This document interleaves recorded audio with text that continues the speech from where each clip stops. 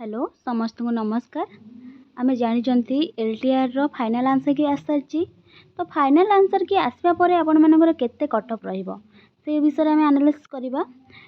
देखिबा fast arts तो आमे कहबो बोले एते भी कटअप जीव ना कहीं ना आपण मैंने जमी भावुं बहुत अधिक सारा कटअप जीव तो सेमती किसी नुह कहीं ना पूर्व वर्षर मैथ अनुसार ए वर्षर मैथ टिके डिफिकल्ट आसला तो से अनुसार हिसाब कले आर्ट्स रे टिके कम कटअप जापे पीसीएम रे तांकर मैथमेटिक्स जेहेतु सब्जेक्ट रोचे तो मैथ से माने भल करेंगे आउर किंतु जीएस पार्टा से कमिबो सीबीजेड रे सेहीपरि देखिबा।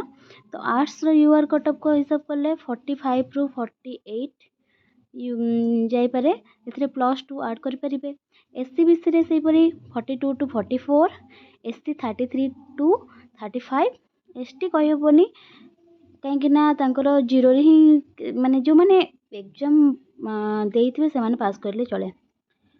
सेपरि पीसीएम रे यूआर कटअप जाई पारे आमे एटा प्रेडिक्शन करछंती एटा सियोर नुह किंतु एही हिसाब रे एही परि भाबरे कटअप जाई पारे।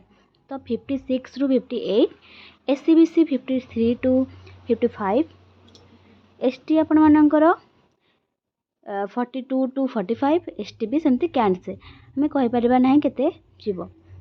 CBZ UR 52 to 55 SCBC 49 to 51 SC 40 to 42 40 रु 42 एसटी कहि परिबा नाही।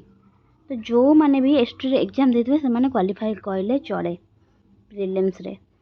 तो यही परि भाबरे आपण मानकर कटअप जाई पारे।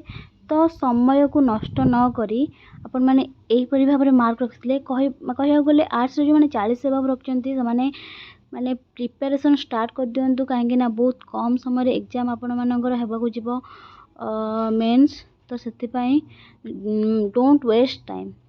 तो एबेठू लागी पड़ो आ बेस्ट दियो आपण मानकर मेन एग्जाम रे। तो ऑल द बेस्ट।